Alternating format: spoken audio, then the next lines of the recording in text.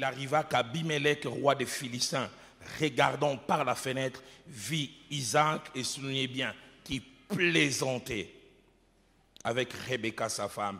D'autres versions disent qui s'amusait avec Rebecca sa femme. D'autres versions disent encore qui s'amusait tendrement. Une autre version dynamique dit encore qui jouait. Dernière portion des Écritures, un seul verset aussi. Genèse chapitre 25, verset 21. Isaac implora l'Éternel pour sa femme, car elle était stérile, et l'Éternel l'exauça. Rebecca, sa femme, devint enceinte. Depuis lundi, partons de l'exemple d'Isaac et de Rebecca, d'abord comme couple, première cellule, puis famille. Lorsqu'il y a des enfants et extensions, nous apprenons des principes de vie importantes concernant les couples et concernant la famille. 5 choses qu'Isaac et Rebecca nous enseignent sur le couple et la famille. Et parmi les choses que nous avons commencé à voir et à étudier, nous avons eu à étudier la première des choses qui était d'une grande importance. L'une des premières choses que ces couples nous enseignent, c'était la nécessité, quand nous formons des couples, d'avoir non seulement Dieu qui nous accompagne, c'est-à-dire faire avec lui, mais de le faire aussi selon lui. La nécessité, en tant qu'enfant de Dieu, de bâtir nos couples avec et selon Dieu. Et nous avons longuement étayé là-dessus, développé là-dessus, je n'aimerais pas trop y revenir. La deuxième chose que ces couples nous enseignent, et nous partons de ces 3 passages que j'ai mentionnés tout à l'heure, je vais revenir pas à pas sur chacun de ces passages, c'est que Dieu veut qu'en tant qu'enfants de Dieu, nous ayons des vies de couples réussies. Dieu veut que nous puissions avoir des vies de couples réussies. Lorsque nous parlons de réussite, ces termes cachent 3 idées principales. La réussite veut dire atteindre une issue heureuse dans une entreprise dans laquelle on est engagé. Dieu veut qu'en tant qu'entreprise, nos vies de couple soient réussies, atteignent une finalité heureuse. Deuxièmement, lorsque nous parlons des réussites, nous parlons du fait d'avoir des résultats satisfaisants dans ce que l'on fait.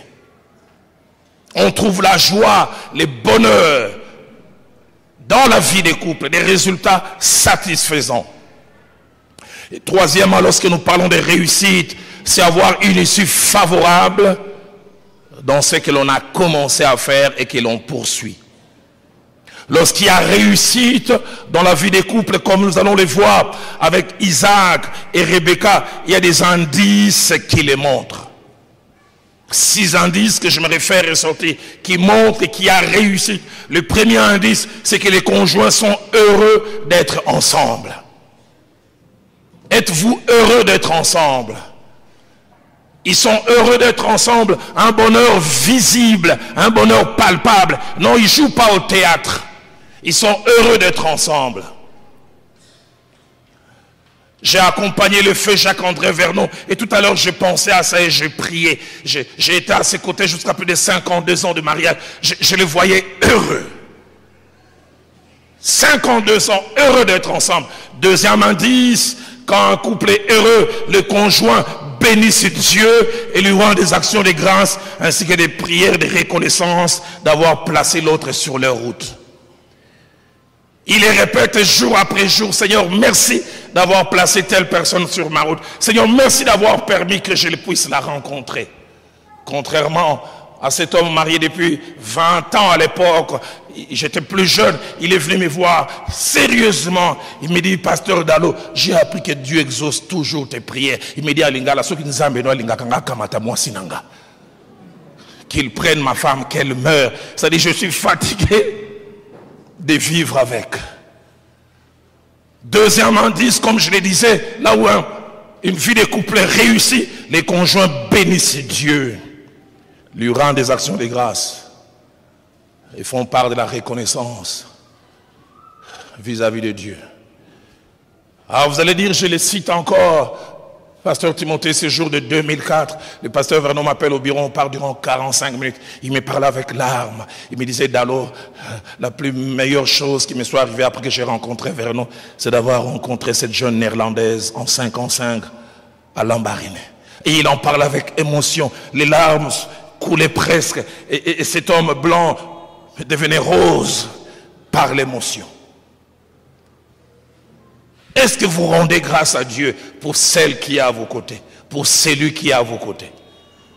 Ou vous dites comme les Quinois, les Quinoises, Ndokia Vinangai, les sorciers, la sorcière de ma vie, si c'était à refaire, des fois vous le dites au fond de votre cœur, et des fois vous commencez à penser, aïe, aïe, aïe, si c'était à refaire, j'épouserais Jacqueline que j'avais connue en 2e graduat, Jaco, ah Jaco.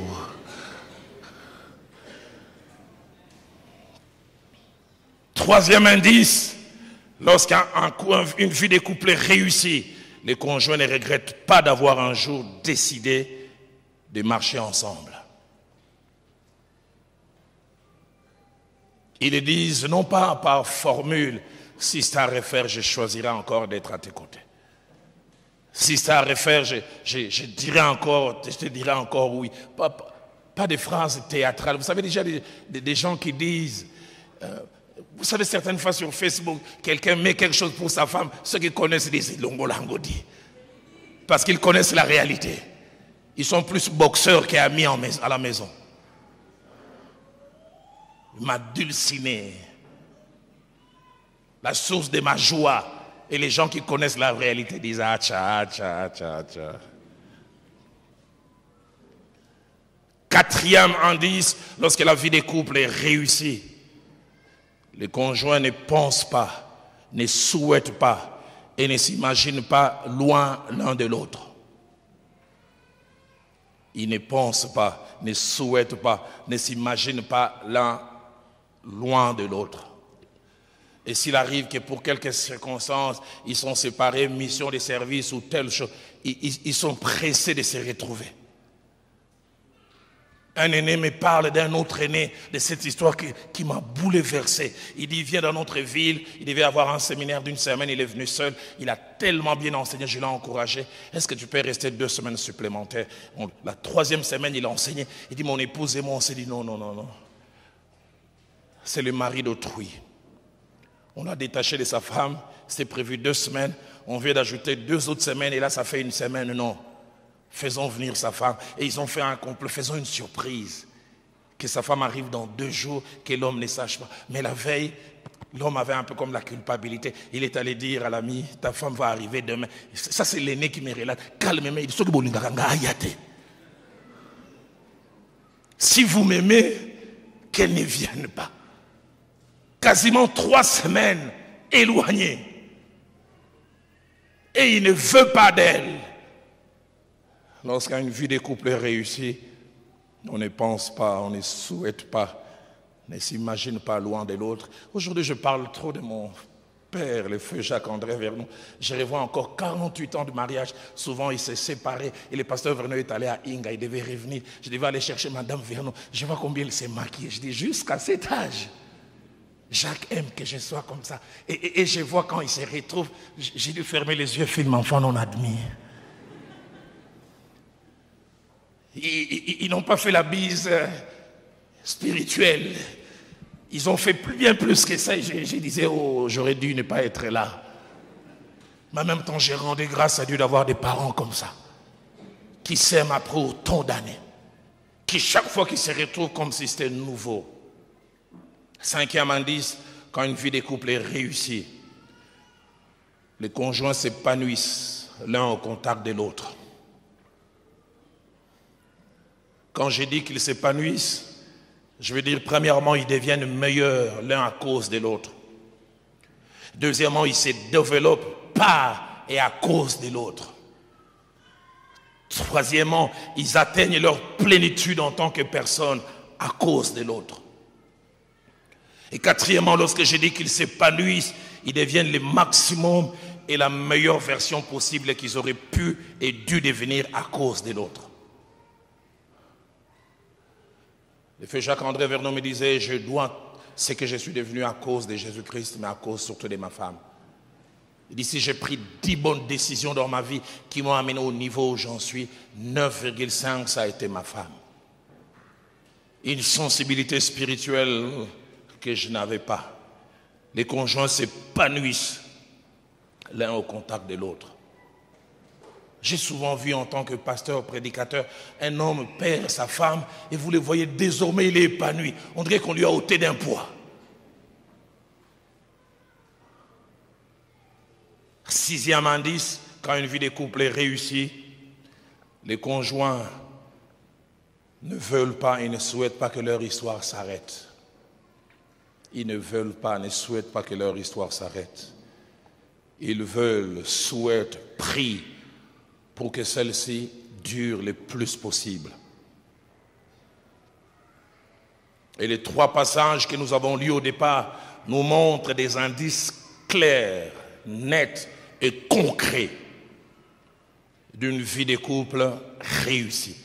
Et je prie que ces indices puissent être ton partage, mon partage, nous qui sommes déjà mariés, mais que ça puisse être aussi votre partage, vous qui êtes appelés à vous marier demain, d'autres après-demain, d'autres le surlendemain.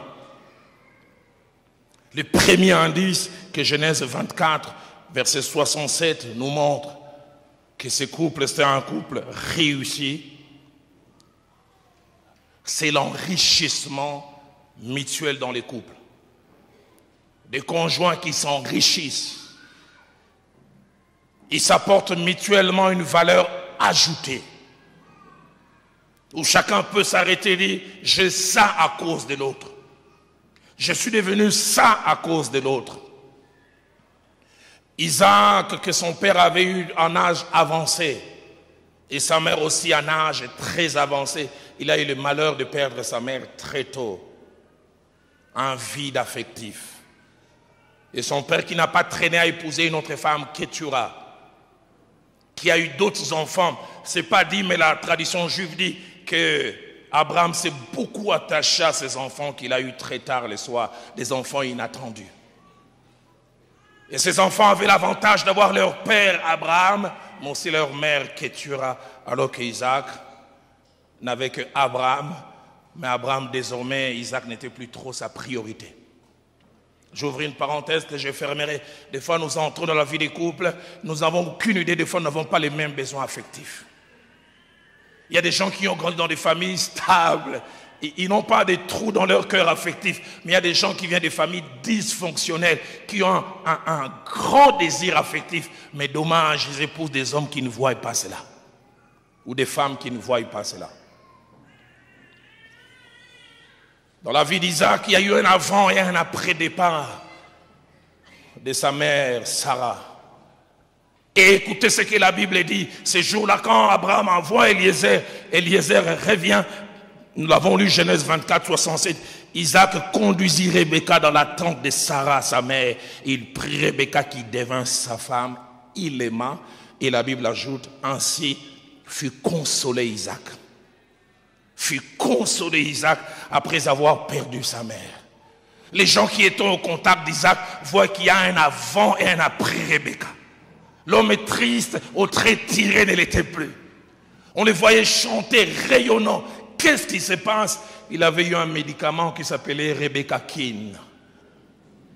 Moi, depuis le 17 octobre 92, j'ai eu Viviakin, Timothée Totikin.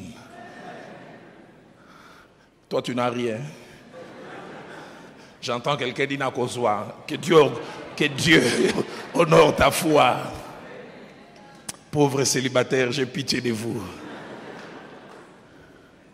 Un de mes aînés a dit, les mariés sont comme des personnes qui ont 2 jambes spirituellement. Et les célibataires, quand Dieu vous voit, vous marchez comme ça. Il fut consolé après avoir perdu sa mère. Un vide comblé. J'ai essayé d'étudier avec le peu de cours d'hébreu que j'ai eu la signification profonde de ce mot consoler. Et je pense que j'ai dû m'arrêter 30 minutes. Je me suis mis à prier en disant, Seigneur, donne-nous des couples qui vivent ça. Le mot consoler dans sa racine en hébreu cache 5 significations.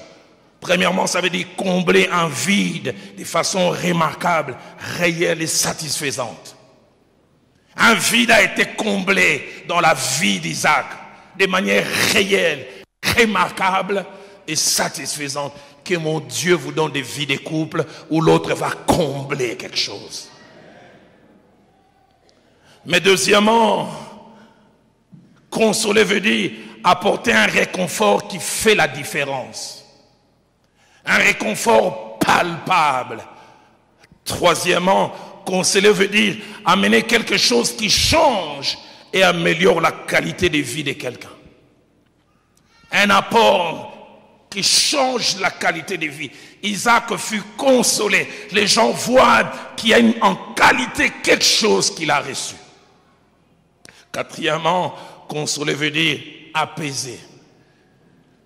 Adoucir la vie de quelqu'un par ce qu'on lui apporte. Il y a apaisement. Il y a douceur. Et quand je parle ainsi, je pense surtout aux vieilles célibataires. Les sœurs qui ont 28 ans et plus, pas mariées. Des fois, vous les voyez dures à l'église, c'est un problème affectif. Pas notre tigane. Pour un rien. Dommage. Quand elle a bien fait ses cheveux, elle les envoie à droite. Personne ne voit. Jésus voit au ciel, mais personne pour dire.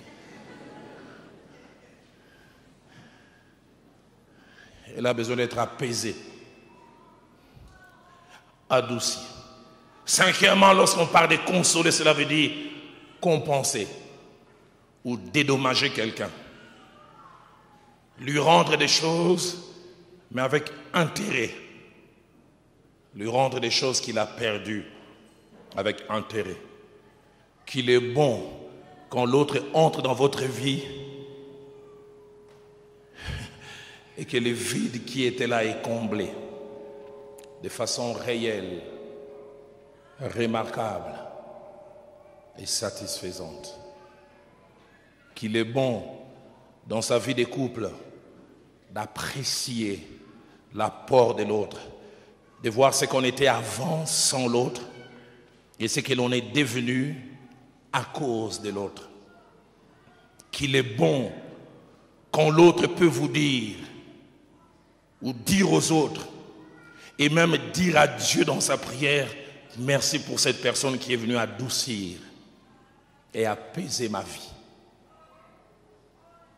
Qu'il est bon et merveilleux pour l'autre que vous soyez comme un dédommagement et une compensation.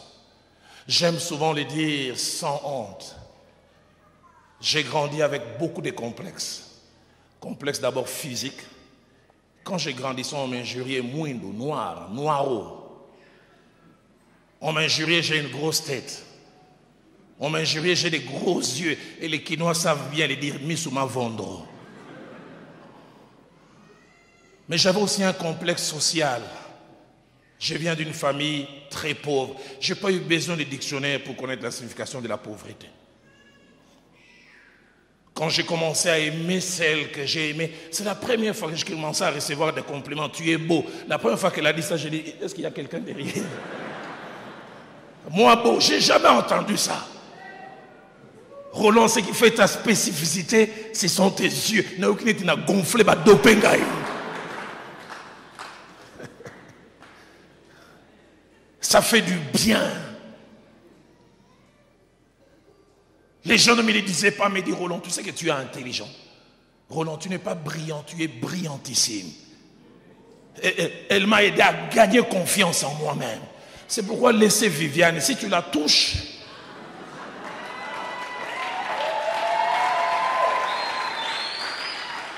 Pasteur Thierry, après 12 ans de mariage, une femme vient me voir un jour au bureau et dit, Roland, est-ce que Viviane a Kokakamakambo? Elle est à la hauteur.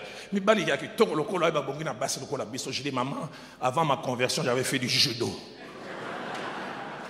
Quand j'avais l'air informe et vide comme la terre, où est-ce que tu étais? Dieu s'est servi de Viviane pour me changer, pour m'améliorer. Et je ne m'arrête pas là. Quand j'étais jeune, à la jeunesse de la Borde, on m'appelait arc-en-ciel. Parce que quand je m'habillais, je portais toutes les couleurs du monde. Chaussures orange, chaussettes vertes, pantalons violettes, chemise noire, cravate rouge bordeaux. Tout ce qui m'intéressait, c'était ma foute en paix via longo. Et mon chant préféré, c'était Kulumuna, Tia, Tia, Tia, Zapévé, Lombele. C'était le Saint-Esprit, l'habillement, c'était rien du tout. Quand je l'ai connue, elle m'a amélioré. Elle m'a amélioré même dans ma coiffure. Il dit, Roland, Dieu ne t'a pas donné une tête petite. Quand tu te coiffes comme ça gonfle encore.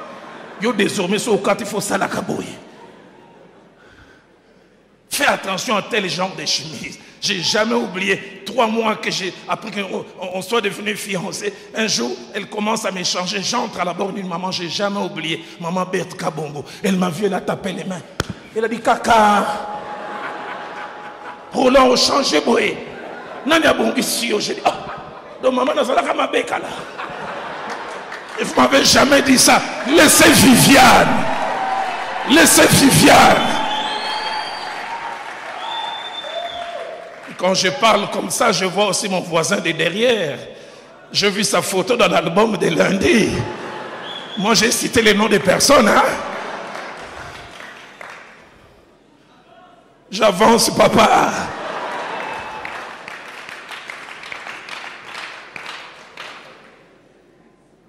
Donnons-nous d'apprécier l'apport de l'autre. Je ne dirai jamais assez merci, Seigneur, de m'avoir donné Viviane. Elle n'est pas parfaite, mais dans ma vie, il y a un avant et après elle. C'est l'une des plus merveilleuses rencontres que j'ai pu faire après Jésus-Christ.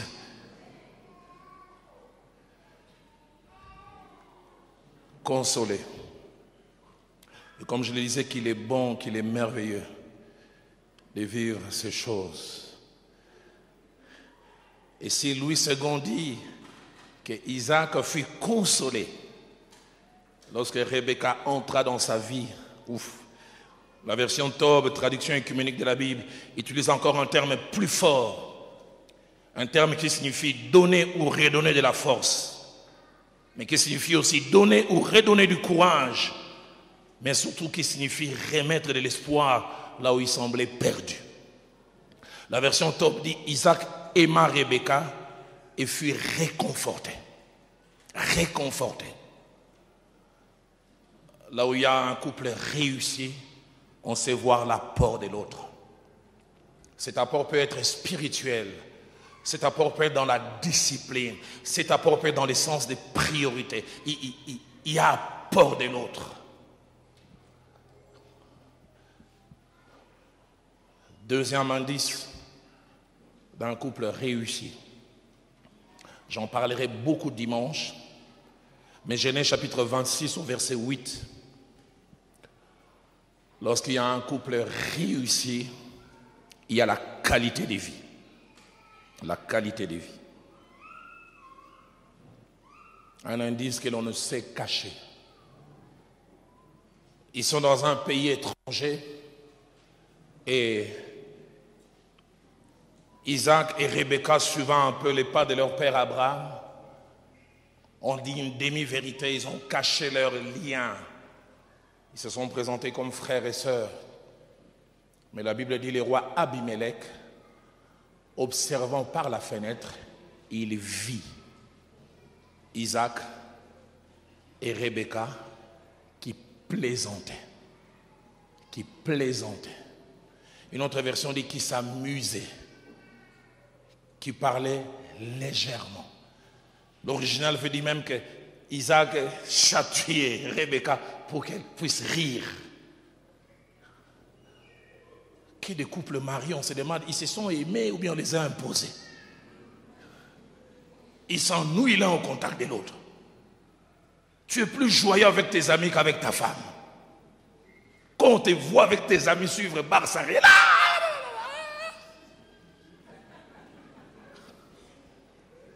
mais quand tu es avec ta femme muet, on dirait qu'on doit te délivrer ou te guérir. Seigneur, donne-nous des couples qui plaisantent ensemble. Je suis allé il y a quelques années, je pense 4 ou 5 ans. J'étais invité par un homme de Dieu. Il m'avait donné 1 heure, puis j'ai changé une première fois, une deuxième fois. Et j'arrive à 1 heure où il ne savait plus que j'allais venir. J'arrive au portail, la sentinelle veut m'annoncer. Je dis non, laisse. Je vais lui faire la surprise. J'oublie jamais la scène. Quand je finirai, maman, tout te dira, pasteur, que ton frère qui est ici fasse aussi ça. J'ai trouvé cet homme, je ne vais pas citer son nom. Il n'y a pas mieux que lui à Kinshasa qui parle du combat spirituel, des prières turbo, Jésus.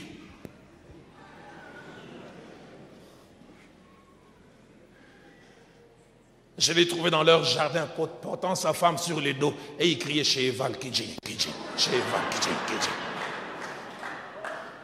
Homme de Dieu. Quand il m'a vu, il dit Roland, ça ne baisse pas l'onction. Cheval. Cheval. J'avais raison, ma voisine vient de dire à son mari, tu as entendu? Des indices qui montrent qu'un couple va bien. Ils s'amusent, ils jouent ensemble. Un enfant m'appelle un jour et dit, pasteur, que Dieu me donne un mari comme j'ai vu papa avec maman. Je dis, pourquoi? Je suis entré dans leur chambre, ils se faisaient la guerre des oreillers.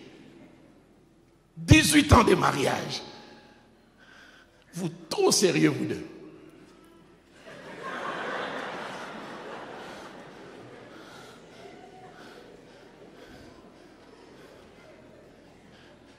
Tellement sérieux qu'on reste simplement comptable. Abbé Gratien, prie pour nos pauvres pécheurs.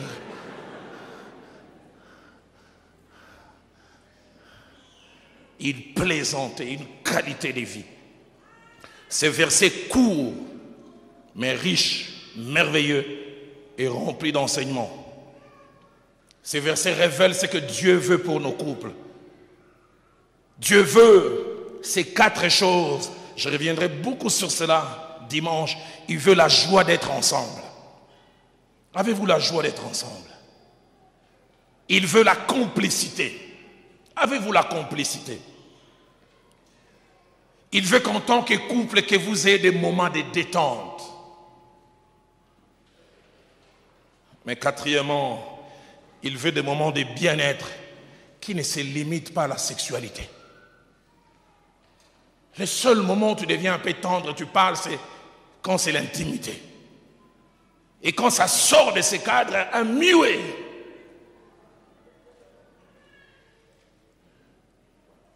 Si ton bien-être avec ton époux ou ton épouse ne se limite qu'au sexe, tu es au niveau le plus bas de la qualité de la vie des couples. Parce que le bonheur qu'on trouve dans le sexe, on peut aussi trouver cela avec une prostituée. Que ça aille au-delà. Isaac et Rebecca, ce n'est pas le sexe, mais ils ont du bien-être à être ensemble. Ils plaisantent, ils rigolent, ils se font du bien. Donnons-nous des couples comme ça. Et ce sont des indices que je dis qui montrent la réussite. Et je vais ouvrir une parenthèse à ce niveau pour dire un certain nombre de choses. 4. La première est que la pensée et les rêves de Dieu et que les conjoints ne s'ennuient pas et ne se fatiguent pas l'un à côté de l'autre. Il est celui qui est capable de renouveler notre amour l'un pour l'autre. Je parlais un jour d'un vrai amour profond. Deuxième chose, la pensée et les rêves de Dieu est que nous profitions pleinement de la vie à deux. Profitions pleinement de la vie à deux. Dans Ecclésiaste chapitre 9, au verset 9e, les sages, parlant de la part de Dieu, donnent ces précieux conseils. Il dit, jouis de la vie avec la femme que tu aimes. Profite de la vie. Va aller en vacances, allez-y. Vous en avez la possibilité, sortez au restaurant, mangez ensemble. Vous faire un tour dans un parc, faites-le ensemble. Le pasteur Vernon m'a dit une phrase qui m'est restée et j'essaie d'y obéir. Il dit, le couple se maintient par les rites. les choses qu'il faut ensemble. J'aime me laver ensemble avec mon épouse. J'aime prier ensemble avec elle. J'aime manger ensemble. J'aime des fois faire du sport. Faire les choses ensemble. Ça vous lie. Ça vous met ensemble. Jouis de la vie avec la femme que tu aimes. Et les sages poursuivent pendant tous les jours de ta vie de vanité que Dieu t'a donné sous le soleil. Pendant tous les jours de ta vie. Et le verset se termine en disant, c'est ta part dans la vie. C'est ta part. C'est ton héritage, c'est ta portion. Jouis de la vie, profite avec. Troisième chose, la pensée de Dieu est que nous puissions choisir, œuvrer et travailler pour la paix, la quiétude et la calmie dans nos couples. Travailler pour la paix, la quiétude et la calmie dans nos couples. Ça fait 27 ans, Viviane et moi, on est mariés. Je pense les 5-7 premières années, c'était déjà bien, mais j'étais un petit taliban. Je voulais imposer mes points de vue. J'en parlerai tout à l'heure, je m'énervais facilement pour un rien. Et j'étais énervé comment ma femme a pris qu'on se cogne la tête. 1 heure après, elle voulait que les choses redeviennent normales. Moi, j'étais le volcan en ébullition, Nirangongo, il faut attendre que ça se calme. Et ça pouvait prendre des jours.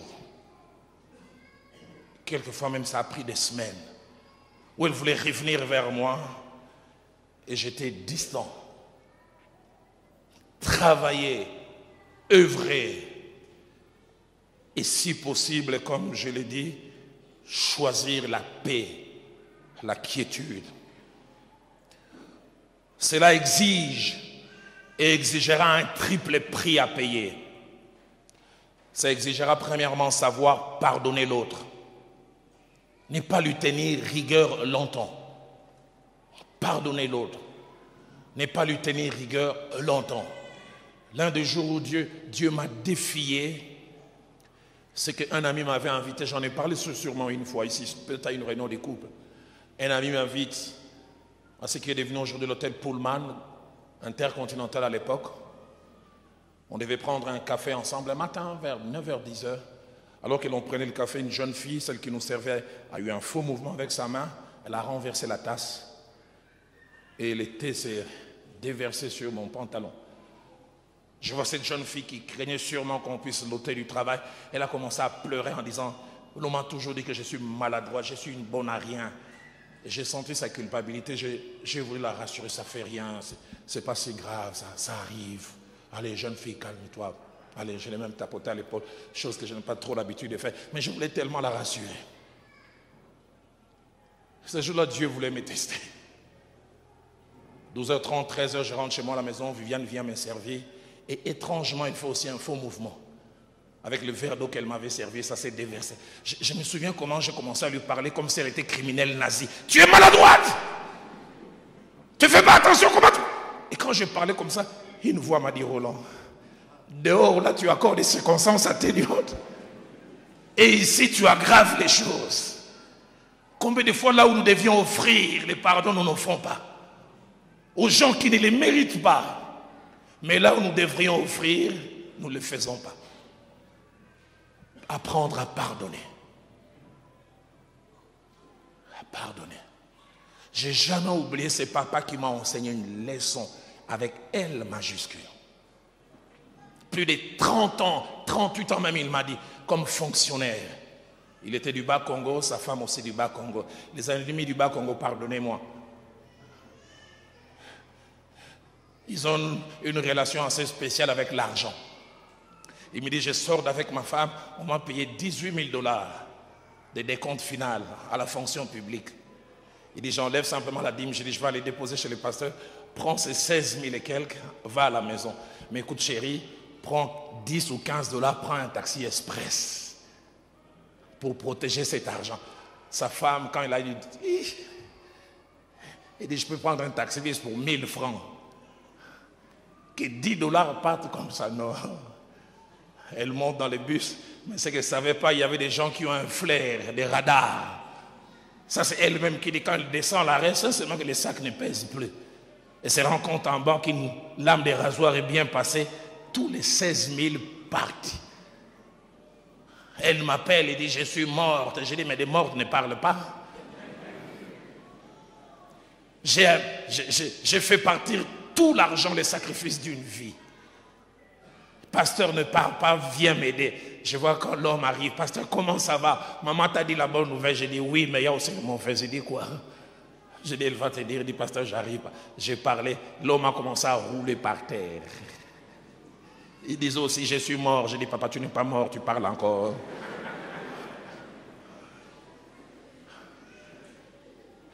J'ai jamais oublié. Il est resté dans un coin 1 heure. Puis après, il s'est levé et dit, je n'ai rien à changer, chérie, je te pardonne. Je suis resté là, j'ai dit, moi, Roland Dalo, descendant de Ngongoloté, t'es Lumumba, frère d'Olenganko et les autres, là, le oh. Est-ce que je peux passer outre comme ça?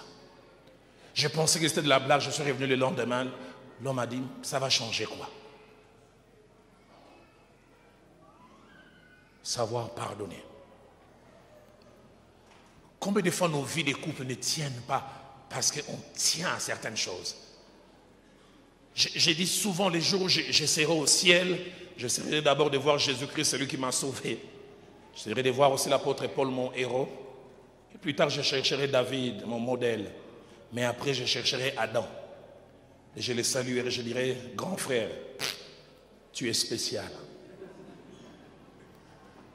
Parce qu'à cause de la femme qu'il a aimée, qu'il a induit en erreur, ils ont été chassés de la présence de Dieu, de la félicité éternelle. Quand vous lisez Genèse chapitre 3, la dernière phrase, il avait dit Dieu les chassa du jardin d'Éden. Moi, j'aurais été à la place d'Adam. Dès qu'on nous chasse du jardin d'Éden, on sort, je lui dis en lingala, moana. Que chacun trouve son chemin. Mais Genèse 4, verset 1 dit Adam connut Ève, sa femme. Et le terme connaître se dit s'attachant à elle tendrement. À cause d'elle, je viens de tout perdre. À cause d'elle, plus rien ne sera comme avant, mais je m'associe à elle.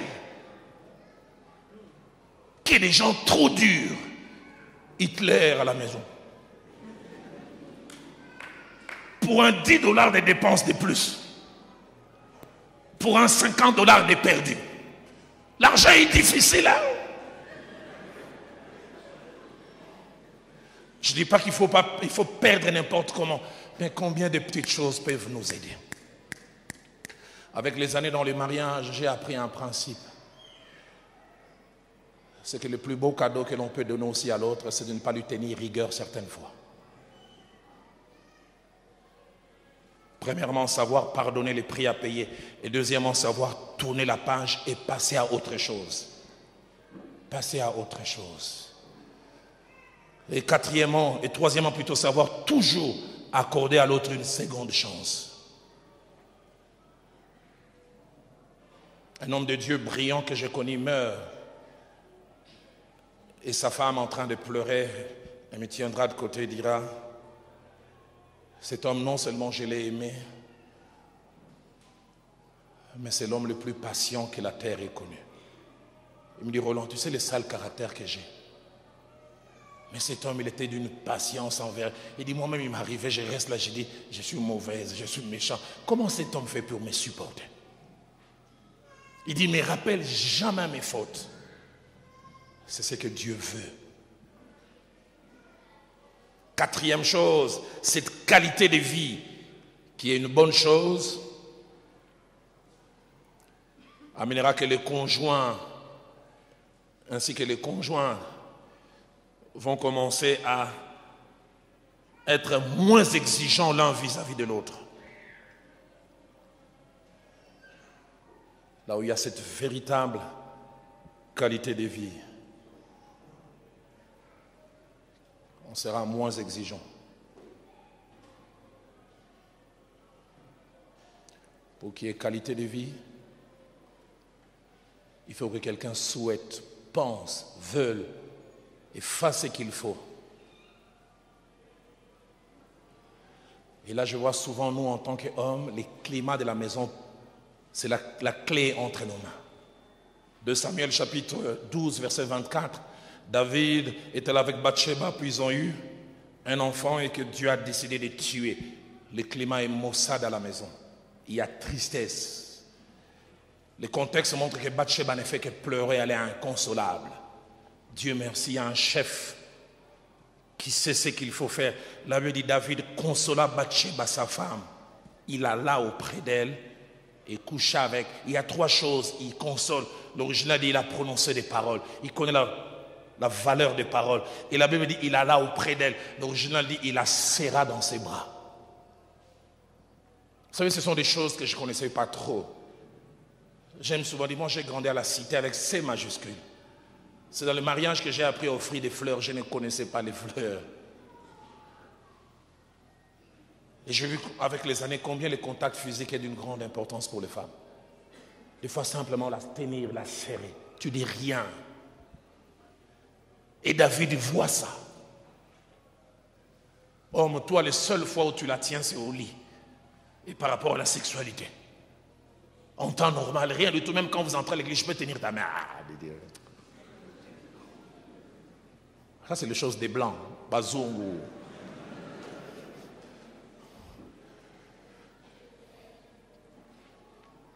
Deux autres choses que j'aimerais dire à nous les hommes, qui des fois abusons, gâtons et changeons les climats de la maison. 2 choses que nous devons combattre, j'en ai presque parlé. C'est l'énervement facile et évitable. Des gens qui se fâchent pour un rien. Dans Colossiens chapitre 3, verset 19, l'apôtre dit, Marie, aimez vos femmes et ne vous aigrissez pas contre elles. Aigri. Quand on parle de l'aigreur, c'est-à-dire on devient piquant. On devient désagréable. La version Parole de vie dit, Marie, aimez vos femmes, ne soyez pas durs avec elles. La version des Semeurs dit, Marie, aimez vos femmes, ne nourrissez pas d'aigreur contre elles. N'arrosez pas cette aigreur. Français courant dit, Marie, aimez vos femmes, ne leur montez point de mauvaise humeur pour un rien. Mais la version Alfred Cohen que j'apprécie le dit encore mieux. Marie, témoignez à vos épouses beaucoup d'affection. Ne laissez pas l'amertume ou les ressentiments envahir votre cœur et détruire votre union.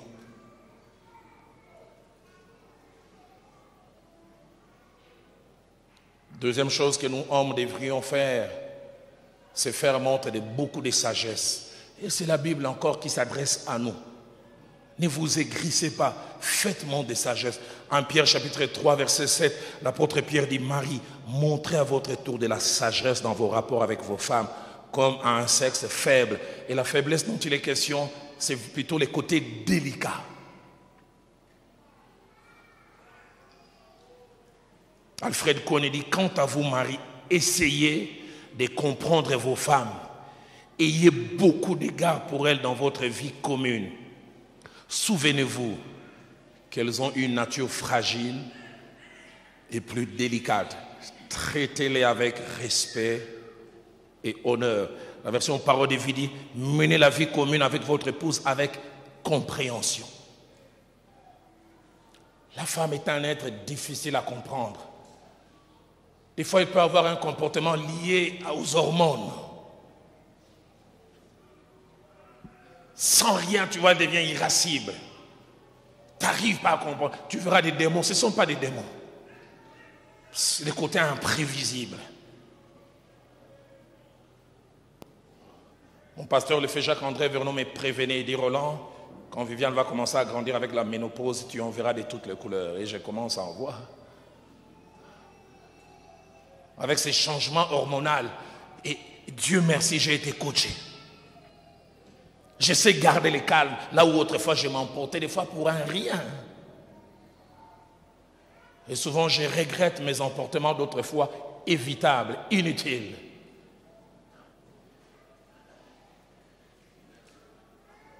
La sagesse. Et qui dit sagesse, dit la connaissance appliquée. Connaître qui est la femme en général, mais connaître sa femme. Qui est-elle? Comment elle réagit quand il y a pression? Comment elle réagit quand elle n'est pas satisfaite? Et non seulement connaître ces choses, mais appliquer cela. Troisième et dernier indice, et je vais aller vers la clôture pour prier ce soir. Genèse chapitre 25 au verset 1er nous montre le troisième indice du couple Isaac et Rebecca comme un couple réussi. Il y avait un partenariat spirituel. Ils n'étaient pas seulement amants, ils n'étaient pas seulement amis dans un couple, mais c'était des vrais partenaires spirituels qui se soutenaient l'un et l'autre mutuellement. Et Genèse 25, verset 21 que nous avons lu, merveilleux passage. La Bible dit, Isaac implora l'Éternel pour sa femme. Y a-t-il des hommes qui prient pour leur femme? Il implora car elle était stérile et l'Éternel l'exauça. Rebecca, sa femme, devint enceinte. Lorsque nous parlons de partenariat spirituel, cela suppose 4 choses. La première, pour l'autre, je ne suis pas qu'un simple partenaire sexuel. Deuxièmement, l'autre ne m'apporte pas que physiquement et matériellement, mais aussi spirituellement. Est-ce que vous gagnez au contact de l'autre? Troisièmement, l'autre est prêt à payer les prix devant Dieu pour moi et sans que je le lui demande. Et quatrièmement, l'autre fait de mes problèmes, ses problèmes, mes défis, ses défis.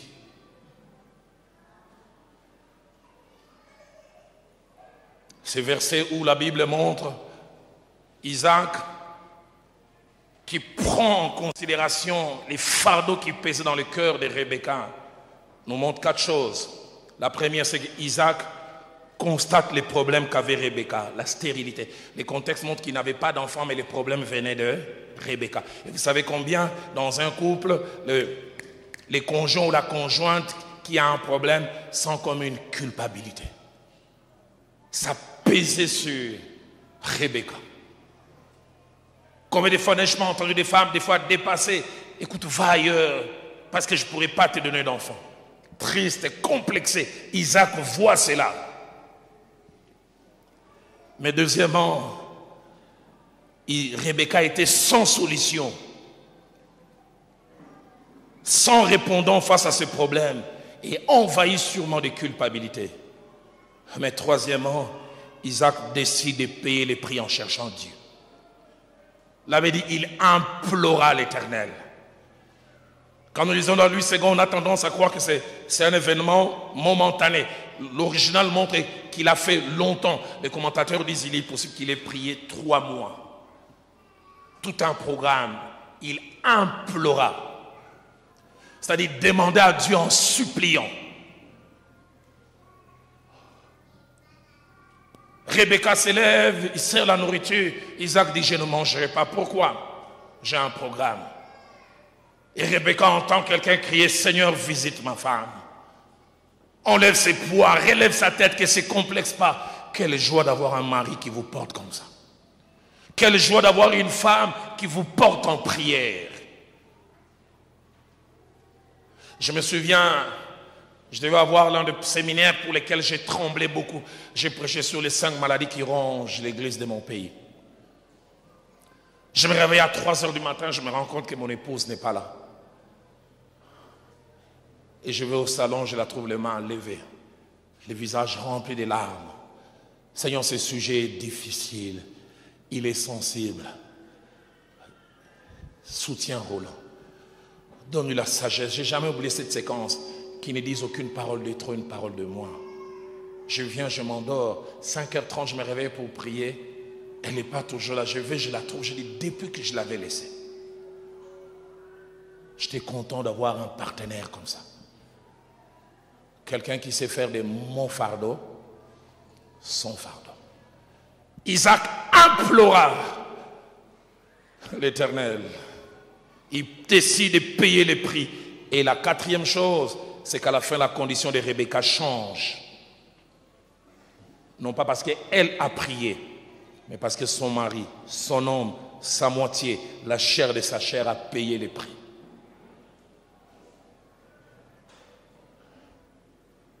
La fin du verset dit l'Éternel exauça Isaac.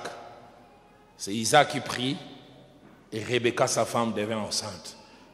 Un autre prie et un autre reçoit les dividendes de la prière. 3 choses qui rendent triste la vie des couples et qui fait dire à certains conjoints et conjointes qui ne sont pas différents des célibataires 3 choses. La première, c'est avoir des problèmes et ne pas sentir la sympathie et la compassion de l'autre. Vous êtes à 2 en couple, mais tu ne sens pas la sympathie et la compassion de l'autre. Deuxièmement, c'est sentir seul dans ses défis ou dans ses combats, alors qu'on a quelqu'un d'autre qui aurait dû les partager avec vous. Le pasteur Vernon, un jour, enseignant sur les couples, il a dit cette phrase qui m'est restée. Il a dit que c'est dur de vivre la solitude mais en ayant quelqu'un à ses côtés.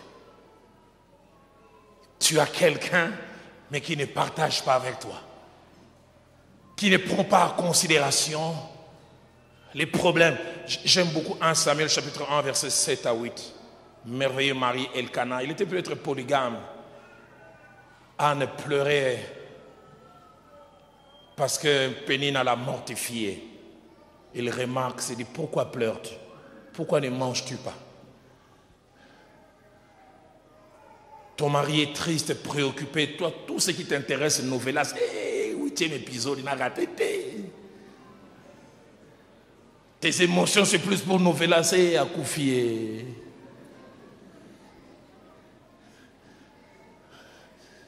Ta douleur est plus grande.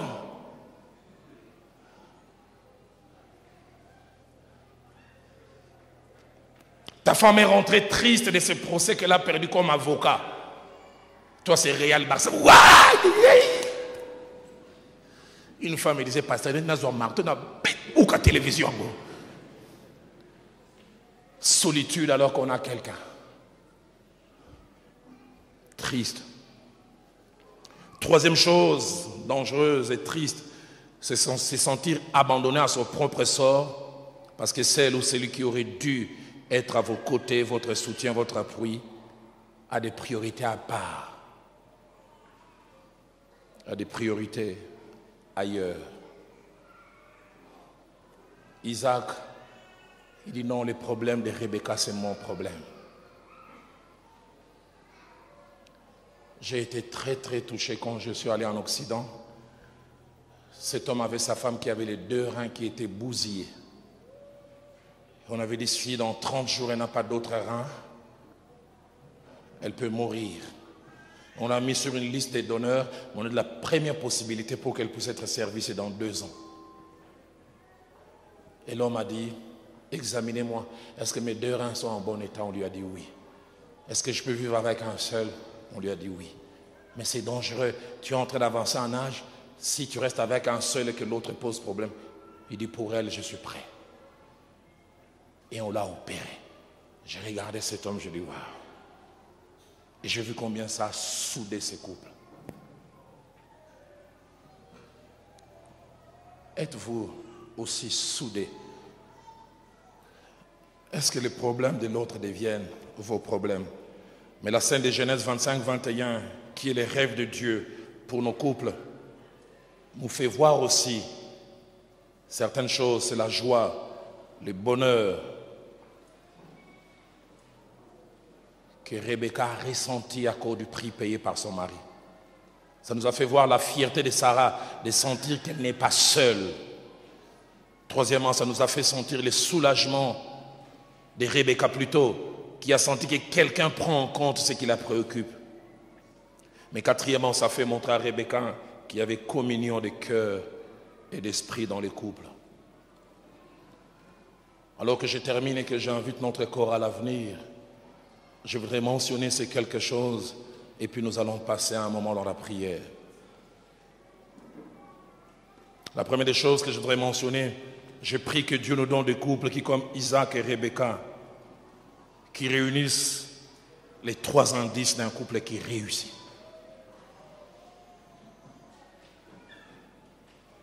Où il y a apport mutuel venant de l'autre, où il y a qualité de vie, mais il y a aussi partenariat spirituel. Deuxième chose que je voudrais dire avant d'aller vers ma compte, de finir, c'est que l'absence de réussite, comme certains couples l'expérimentent, n'est jamais due à Dieu. Elle est quelquefois due à certains acteurs, premièrement au monde spirituel. Des fois, nous manquons de réussite, nous pensons que c'est dû au caractère, au problème, alors qu'il y a des esprits. La Bible dit, nous n'avons pas à combattre contre la chair et le sang, contre des puissances, des dominations. Des fois, ce sont des forces spirituelles qui sont derrière, qui veulent vous empêcher de plaisanter l'un et l'autre, qui veulent vous empêcher de porter le fardeau de l'un et de l'autre, qui veulent vous empêcher de vous enrichir mutuellement. Mais des fois aussi, c'est dû à nous-mêmes.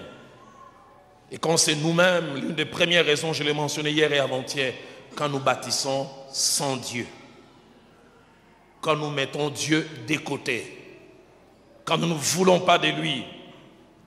Des fois, c'est à cause de nous, par des choses que nous devrions faire et que nous ne faisons pas. À cause de nous, par des choses que nous devrions faire, mais que nous faisons mal ou en faible quantité. À cause de nous, par des choses que nous ne devrions pas faire, mais que nous faisons injurier l'autre, abaisser l'autre. Mais l'absence de réussite dans la vie des couples peut être aussi due aux autres. Vous n'avez aucune idée, tout le monde n'en vit pas votre complicité. Il y a des gens qui sont prêts à travailler physiquement, spirituellement, pour que ça n'aille pas. Troisième chose, une vie des couples réussie amène des bénéfices dans 4 directions. Premièrement, une vie de couple réussie fait la joie de Dieu, qui se dit, voilà l'idée que je me faisais de la vie des couples. Deuxièmement, ça fait la joie, le bonheur et l'épanouissement des conjoints. J'en parlerai beaucoup dimanche. Et troisièmement, ça fait la joie et la fierté de l'Église. Combien c'est merveilleux quand des couples réussissent, ils sont complices, qui commencent ensemble et qui vieillissent ensemble. Et quatrièmement, là où les couples réussissent, c'est la protection et la sécurité pour les enfants. J'en parlerai beaucoup dimanche. Mon pasteur, le frère Jacques-André Vernon, disait, le plus beau cadeau que les parents puissent donner à leurs enfants, ce n'est pas de les envoyer en vacances, leur acheter Nintendo, c'est de s'aimer l'un et l'autre. Et que les enfants voient cela, sentent cela. C'est le plus beau cadeau que les parents peuvent donner aux enfants. J'en parlerai beaucoup dimanche, je vous invite à venir. Quatrième chose, une vue des couples qui échouent. Déshonneur de Dieu, souffrance des conjoints, honte de l'Église. Que c'est dur, ces dernières années, j'ai été honteux en tant que pasteur d'aller au tribunal, voir des membres d'Église divorcés et même des fois des responsables. Mais surtout, j'en parlerai beaucoup dimanche, ça fragilise les enfants. Je le dis souvent, tout mariage qui échoue et tout divorce, ce sont les enfants surtout qui payent les pots cassés. Je suis dans le ministère depuis plus de 30 ans. Je n'ai jamais vu les enfants du divorce rester intacts. Ils sont toujours marqués. Marqués. Cinquième, réussir ou échouer ne se juge pas sur les courts termes. Réussir ou échouer, ça se juge sur les longs termes. On peut juger qu'un couple a réussi, non pas par une séquence de vie d'un jour, mais par le fait de la constance et du maintien. Sixième et avant-dernière chose, une réussite présente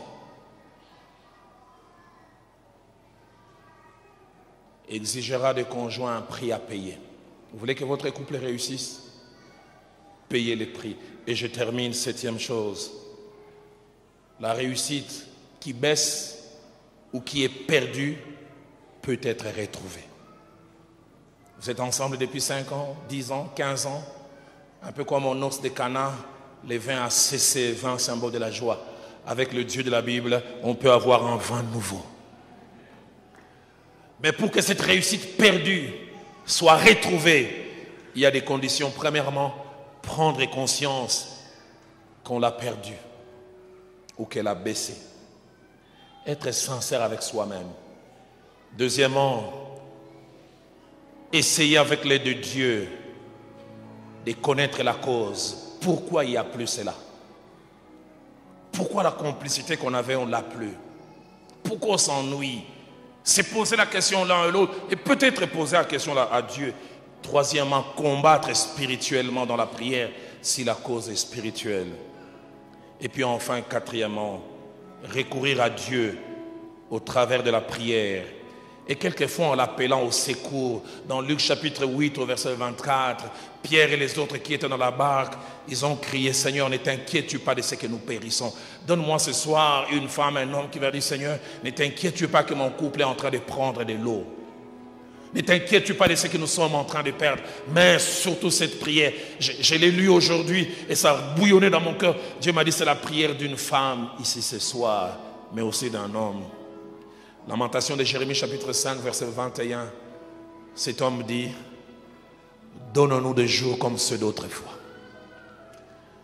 Donne-nous des jours comme ceux d'autrefois. Vous ne vivez que dans la nostalgie des jours meilleurs, des jours de complicité.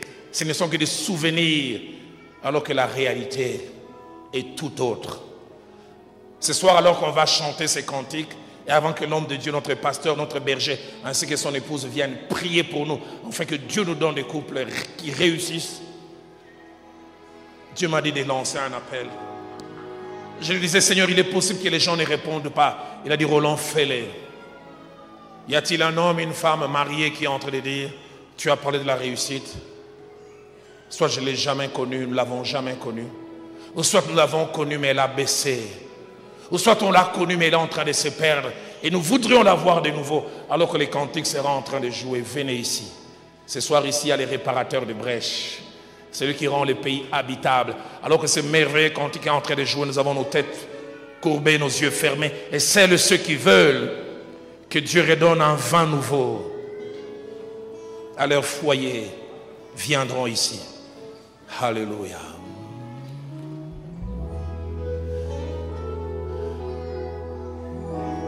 Seigneur, sauve mon foyer. Ce n'est plus comme autrefois. Mais je crois que tu peux le faire.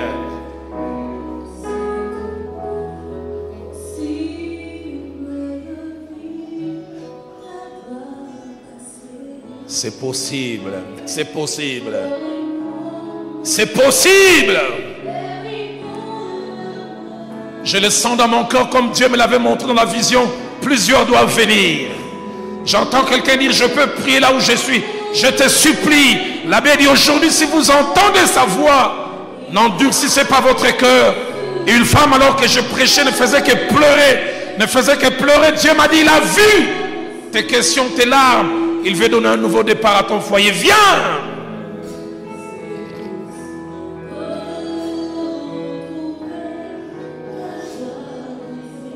C'est possible. Oh, mais viens.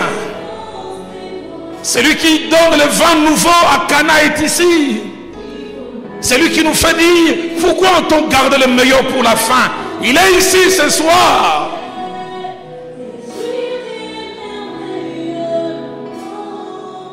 C'est encore possible. Oh là là, j'entends dans mon cœur, Dieu me dit: il y a des enfants qui doivent passer pour leurs parents. C'est peut-être pas toi. Tu vois papa et maman, tu sens que c'est plus la même chose. Tu veux venir non pas pour toi, mais pour papa et maman. Tu veux dire: j'aimerais qu'ils redeviennent ce qu'ils étaient autrefois. Quand j'étais jeune, quand j'étais tout petit. Viens pour papa, viens pour maman. J'en ai assez, papa et maman se chamaillent, qu'ils se battent. J'en ai assez que maman vienne déverser ses frustrations auprès de nous. En nous disant: les hommes sont mauvais, faites attention aux hommes. Et bien faire la joie.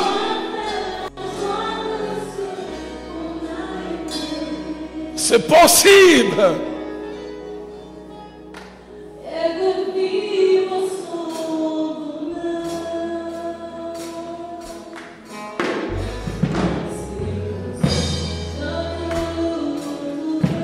avec Dieu, la joie brisée, on peut la retrouver.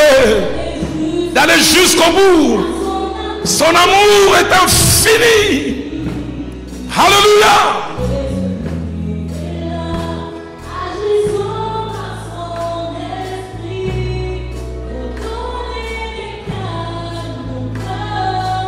C'est encore.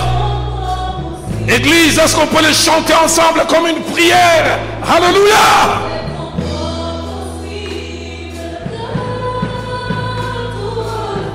Alléluia. Les beaux jours peuvent revenir. Les jours de complicité peuvent revenir. On peut écrire de nouvelles pages.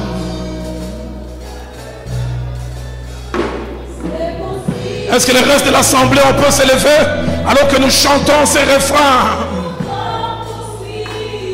Alléluia. D'avoir au-delà de tout ce qu'on a perdu. On peut avoir au-delà de ce qu'on a perdu.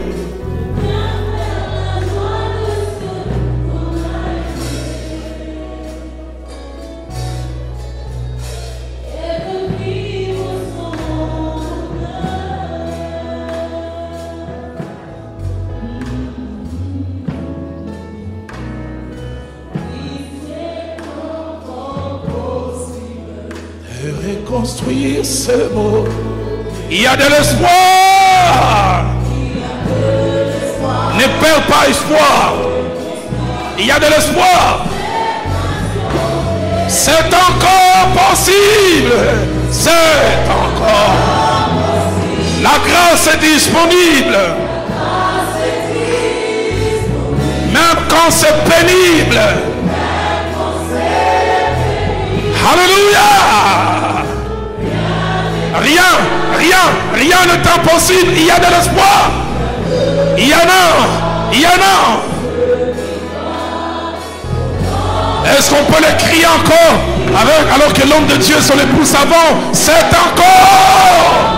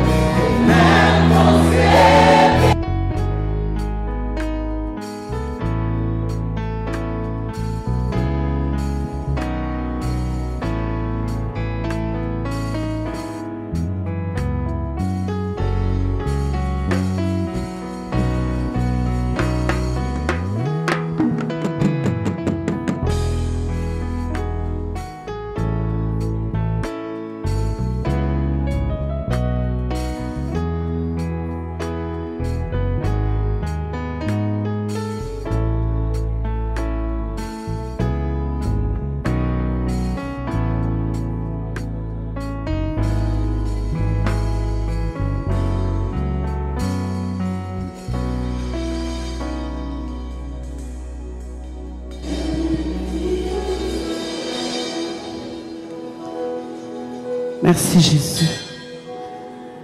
Merci pour ce soir. Une soirée particulière où tu es en train de dire dans le cœur de quelqu'un, c'est possible. La grâce est encore disponible. Le Dieu qui a uni hier, le Dieu qui a rendu ce couple fécond hier, le Dieu qui a fait que vous puissiez être heureux hier, c'est le même Dieu aujourd'hui. Il n'a pas changé. C'est encore possible. C'est encore possible de vivre les jours meilleurs. C'est encore possible de revoir ce temps de satisfaction complète. C'est encore possible d'être un modèle, un exemple pour les autres. C'est encore possible. Ce n'est pas fini. Ce n'est pas fini tant qu'il a dit que ce n'est pas fini. Celui qui a le dernier mot dans ce couple, celui qui a le dernier mot dans cette famille, le Dieu qui nous a appelés pendant ces 5 jours, il ne peut pas nous appeler en vain. Le réparateur de brèches, le Dieu qui a plani les montagnes qui nous dépassent en tant qu'homme, en tant que femme. Ces montagnes ne dépassent pas celui qu'on appelle El Elyon. Le Dieu capable qui essuie les larmes, non seulement il les essuie, il les sèche à la racine. Ce soir, je t'en supplie, Saint-Esprit. Sèche à la racine, peu importe la cause. Ce soir, nous ne voulons pas connaître qui a raison, qui a tort. Nous ne voulons pas savoir qui avait commencé. Nous ne voulons pas savoir comment ça avait commencé. Ce soir, nous avons devant nous des hommes et des femmes meurtris qui ont besoin de ta consolation. Ce soir, nous avons besoin de cette eau fraîche, que tu rafraîchisses le cœur, que tu rafraîchisses le cœur. Ce soir, même lorsqu'une femme est seule, elle est en train de dire, il devait être là, écouter ces choses. Je passe devant, mais je suis seule. Il n'est pas là. Bien-aimé, le réparateur de brèche, c'est celui-là aussi le créateur de ton mari. Parce que tu as cru par la foi, tu es passé ici devant. Je crois que là où il est, parce que vous n'êtes plus deux, vous êtes une seule chair. Le Saint-Esprit le touche là où il est. Le Saint-Esprit le touche là où il est. Le Saint-Esprit fait le même travail. Le même travail qu'il fait ce soir dans ton cœur, c'est le même travail qu'il fait aussi dans son cœur. Parce que vous êtes unis au nom de Jésus. Il est le Dieu qui est sur les larmes. Il est le Dieu qui n'abandonne pas. Il est le Dieu qui écoute les cris du cœur. Il est le même Dieu. Il n'a pas changé. Je t'en supplie ce soir. Je prie que tu puisses relever ce couple. Je prie que tu puisses relever ce couple. Je prie que ce spectacle, Seigneur, s'arrête dans ce couple, oh Dieu. Lève-toi, Jésus. Nous avons les yeux tournés vers toi ce soir. Nous nous attendons à toi, Père des gloires. Le Dieu qui écoute nos prières. Le Dieu qui nous a rachetés à la croix. Le même Dieu qui veut notre bonheur. Le même Dieu qui veut notre réussite. L'auteur du mariage. C'est toi que nous invoquons, Seigneur. Vois ces cœurs meurtris. Vois ces cœurs meurtris. Quelqu'un est en train de dire, je ne crois plus que je peux encore revivre ces jours heureux. Oh, bien-aimé, relève-toi. Rien n'est impossible à Dieu. Il est le Dieu de toute possibilité. Rien n'est impossible, bien-aimé. Rien n'est impossible, bien-aimé. Même après 10 ans, même après 20 ans, même après 5 ans de douleur, il est celui qui peut réparer toutes choses à la racine. Il est celui qui peut redonner la joie. Il est celui qui peut redonner la paix. Il est celui qui peut changer toutes choses. Comment il le fait, je ne sais. Mais je sais que ce qu'il a fait pour les autres, il peut aussi le faire pour toi. Le même Dieu d'Isaac, le même Dieu de Rebecca est ici. Alors qu'on parle d'Isaac et de Rebecca, le même Dieu qui les a fait du bien, c'est le même Dieu que nous invoquons ce soir. Seigneur, nous voulons te dire merci. Nous voulons te dire merci. Et nous croyons que c'est encore possible. C'est encore possible. Seigneur, que ce soit dans la vie d'un couple comme un miracle. Oh Seigneur, nous voulons qu'après ce moment, des témoignages, oh Dieu, une femme vienne pleurer en Seigneur. Non de larmes de pleurs, non de larmes de chagrin, mais que ce soit de larmes de joie. Qu'un homme vienne en Seigneur. Oui, qu'il puisse avoir des larmes de joie et qu'il puisse dire merci Jésus, merci Jésus. L'homme de Dieu ne peut pas venir de loin pour rien. C'est parce que tu as vu ce couple, c'est parce que tu connais ce couple, parce que tu sais que parmi les enfants de ce couple, il y a des hommes et des femmes que tu as choisis. Oh Dieu, tu vois combien est-ce que ces enfants sont impactés négativement par le comportement des parents. C'est pour cela que tu as créé ce temps éternel.